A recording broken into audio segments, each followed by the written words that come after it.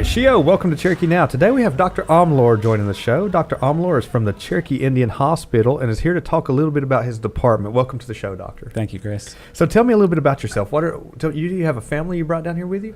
Yeah, we're new to this part of the state. I'm married almost 20 years. All right. We just adopted a little girl. Oh, good. And she's about 3 months old now. Awesome. So we live over in Whittier. Well, welcome to parenthood. Yeah, that's a full-time job. It is. Yes. Yeah, we're learning as we go. And so, where did you come from?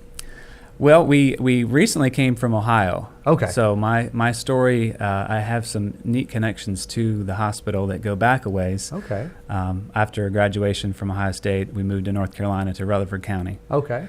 I worked with a guy for a year and then started a practice. Okay. A year later. So I did that for 10 years. Had a private practice. It was just a solo me and some staff. All right. But in a couple years into practice, I ended up meeting Susan Crow, who's the manager of the eye clinic. Right. And in that time, Susan started to talk about connections with Robbinsville and the hospital, and they were trying to start a new eye clinic.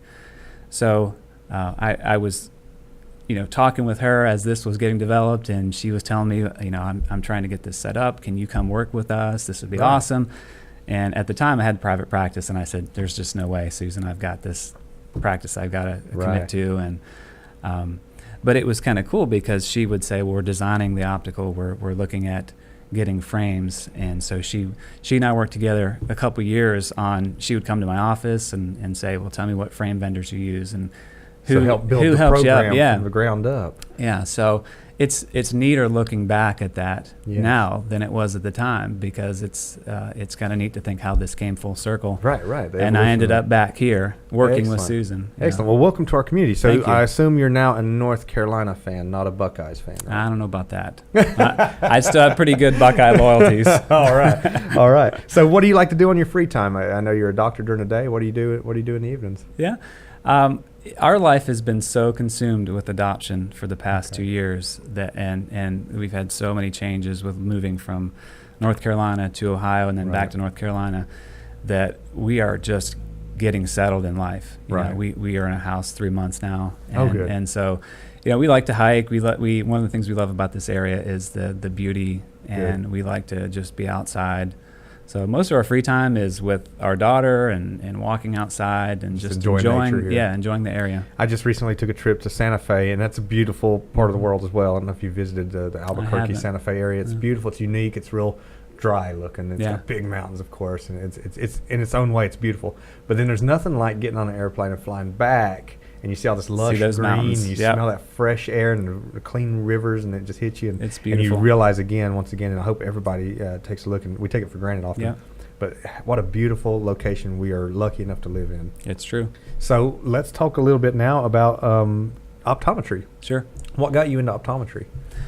I was about a year after I graduated college, I went to visit an optometrist and had an eye exam, and I was talking with him about his job. He was real excited about what he did, and I was watching as he went through the different steps of the exam. I just thought that's a really fascinating way of blending medical with some of the hard sciences and the applications of it.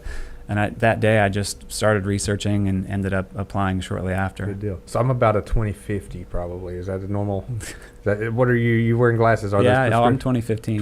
Corrected, yeah. Oh, so you're good. Oh, yeah. You're good to go. Yeah. I've got contacts on when they're out, though I can't see the wall, so it's a pretty bad setup. That's why you need to come back. So we got your story of why you came back to Cherokee. What I had some other ones here. Can you talk a little bit about the optometry clinic, how it fits into the larger hospital setting and the mission? How does eye care fit into a patient's overall health care? Sure. One of the neat things when I started to think about coming here was in private practice, you have principles that you guide yourself and your practice on how you treat people, how you take care of people. And when I started to talk to Casey in the process of the interviews, Casey talked about the guiding principles of the tribe, and people need to know that you care for them. All of the things that I had in my private practice and the philosophies I believed in practice, I was like, that's really cool to see an organization that has those guiding principles in place And it just was really exciting to me to think about the fit from private practice into, evolving into a larger organization. So I just love the fit of that. And so how that applies to patient care, patients in the exam room, when they come to see me, you're a brother. I look at you as, if I'm making a decision or a recommendation on your care, the question that goes through my mind in those answers is, what would I do if you're my brother? Right. If this is my mom or my grandma, right. How would I tell them? That's what I'm going to tell that patient. So those principles guide everything you do every day, every patient.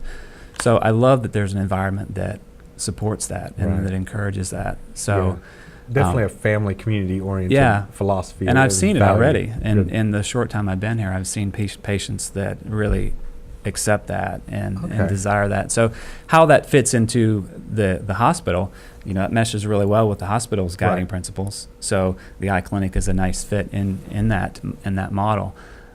But day to day, there are a lot of patients with big needs with their eyes. Really? And some of them know it, some of them don't. What would be one of the most common ailments, I guess, that someone may or may not know about with their eye health? Diabetes is the biggest. Okay. That's the most prevalent. And, diabetes causes changes inside of the eye that sometimes are known to the patient. They might see a change in their vision. Sometimes they're not. Okay. And, I had a lady last week who just came in for a simple vision change. She was seeing blurry.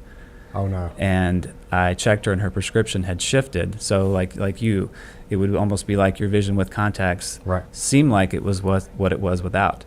And that's what she was seeing. Oh, my goodness.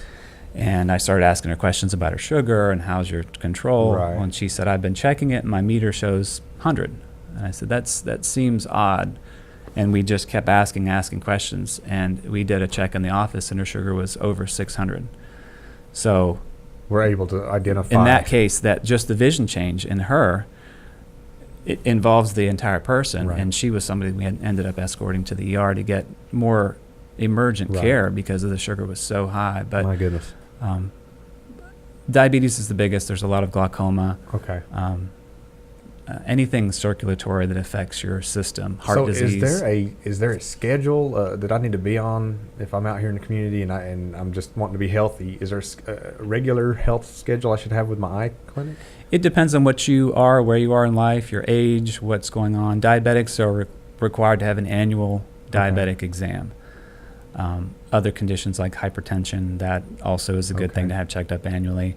Once you get over 50, you worry about cataracts, and so those things start to factor in. Contact lens wearers need to have their contacts evaluated once a year to make sure they're healthy. Something I need to do. Yeah. So there's a lot of different guidelines depending on ages and health status. Okay. What are some areas you're looking to? What's the state of the optometry clinic right now? What's areas you're looking to improving? Yeah. One of our big problems, Chris, is I'm the only optometrist there. Okay. And there is a volume of patients that need to come see me that I just can't see. Right. Can't see enough. So it's an access problem. It's a accessibility problem is our biggest issue. There's a backlog. Front desk is working really hard to try to manage patients who need to be seen emergently versus getting your normal diabetic exams, and we're all working hard. We're working really hard to get people in. Now, what happens when someone doesn't show up to an appointment? Is that a common issue that's one of our big challenges is if we come in a day and we have a full schedule, and we're depending on those people to show up. If one of those patients doesn't show up, they've not only missed that spot, but they've missed an opportunity for somebody else who really needed to get in. And we have waiting lists for patients who are willing and ready to come in on a short notice. So we just encourage patients, if you have an appointment, keep your appointment, or at least let us know. If something comes up, say, that's perfectly acceptable. Give us a chance to put somebody else in that slot. Absolutely.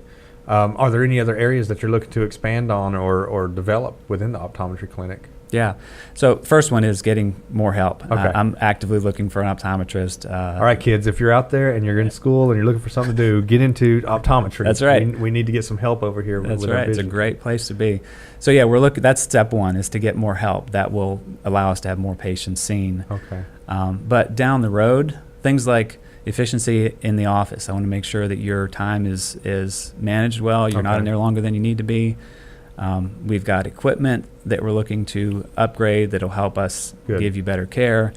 Down the line, I want us to have an opportunity to have more in-house procedures so that we have to rely less on referrals and having people come in. And even on those referrals, because I don't have enough time, a lot of the referrals end up, we refer you for cataract surgery, and you're gone for a 90-day period. Right. That needs to be, in my opinion, cut back. There's plenty of care that we can have here to eliminate people traveling back and forth. Right. So that's one of my big goals, is to get that set up once I get more help. Right. And I guess it also creates a disconnect too. Once you refer people out, that issue leaves your office. Right. It's being handled out there. You're not having a direct line with all these folks all the time. It'd be nice to have that right there, so we have a package for folks. And sometimes specialists are really good at what they do, but the communication and the speed at which they practice, patients are a little bit lost on what am I doing, why am I here. So I always encourage patients, if you need something or not sure why you're doing this, just come back and see me. I'll talk to you. Okay. When folks come up to the hospital now, what kind of services and care can a patient expect to receive at the clinic right now? Yeah. The first thing is just the level of care in the staff. Okay. They have built a great team in the eye clinic, really caring staff, lots of years of experience. So that's the first thing that's really important to me. Right. Is that those relationships get built, and as they come in, most of the staff will say, "Oh, I know Mrs. So-and-so. She's been in 5 times, and so we know her family, know the story." That's important. But beyond that is the care that you get at the eye clinic is as good as you will get anywhere. Okay, good. As far as not just clinical care, but the procedures and diagnostic capabilities that we have. The hospital set us up really well to manage conditions really efficiently and thoroughly. Okay. What the optometry clinic also offers a complete optical. Can you tell us what the optical offers in terms of products and benefits? Sure. There again, the first thing is staff. Okay. I just did a little survey in the staff, counting the years at what the experience they had. Right. There's over 60 years with the staff that are in there in that optical field. And so to me, that's wisdom, that's experience, that's expertise that you can't get in other places. Absolutely. And then the other part of it is why was the eye clinic established with an optical there? And part of the vision is to have really good products that the patient can have right there without going somewhere else. Absolutely. So they've set it up really nicely to have really good products, good lenses that they can put into the frames that are there. And one of the things I wanted to talk about was some patients have a conception that things are more expensive there. Okay. And I have talked to patients about this in the room, but this is a fair point. In private practice, when I was running my business, I have seen what the charges are when you order a pair of glasses, and you have a decision to make. I can get a pair of glasses that are cheap, right? But there's a difference between what's cheap and what maybe works best for that patient. Okay. And so the philosophy that I have coming from that mode in private practice, and that was in the eye clinic before I got there in the optical, is we want you to have what's best for you, whether that's a different pair of contacts or a progressive lens that's more of a premium product. Mm-hmm. And so when they approach a patient, they may say, here's the package, here's the price for that. And some patients say, well, gosh, that's expensive. Mm-hmm. But I always tell patients, if you knew that product that they were using and you went to another practice outside of the hospital and said, can you compare and price this exact product to what you have, it would always be cheaper. Okay. Where it gets confusing is a lot of patients will just go in cost driven, right, and they'll say, just give me a no-line bifocal. And yeah, you can get one cheaper, but it might not be the best thing for you. What you're actually needing. Yeah, so, and that's a confusion that patients aren't expected to understand, but having that experience in the optical with the staff that are there, right, and more importantly, the trust, that if they say something to you, they're not on commission, they're there just to help you. Right. And they're going to give you what's best for you. Absolutely. And if things don't fit in your budget, it's easy to say, okay, let's work with you and figure out what is your budget, because not always the best is, or the most expensive is the best for that patient. Perfect. Well, is there anything else you'd like to add before we get off the air today? No, just I've been here almost a year on and off officially since the end of January, and It's been a really good fit for me. It's a good fit for our family. We're looking forward to being back in North Carolina and being in the mountains and raising our daughter and maybe more. Yes. And really connecting to the community. Well, good. We're excited to be here. We welcome you here, and we thank you for all that you've done for the eye clinic, and we look forward to more evolution of that process. Good. We'll be sending you some North Carolina, maybe a Duke shirt up to your office. That's right. Make sure you can hang those. Somebody mentioned the baby needs some non-Ohio State gear. Yeah, some non-Ohio State gear. And I did have one other joke. I was going to thank you for joining us today. It sounds like you have your eye on things at the hospital. That's right. Is that that's a little corny? That's a little cheesy, but that's cheesy, right. But no, thank you for joining us, and thank you for all that you've done for real. Sure. I'm glad to be here, Chris. Thank you. That'll be it for today. If you're listening at home and would like to comment on the show or ask questions regarding what we've discussed today, please comment on our EBCI Cherokee Now Facebook page at facebook.com/Cherokee Now. We'll see you again soon. Daddy Dog, I hear you.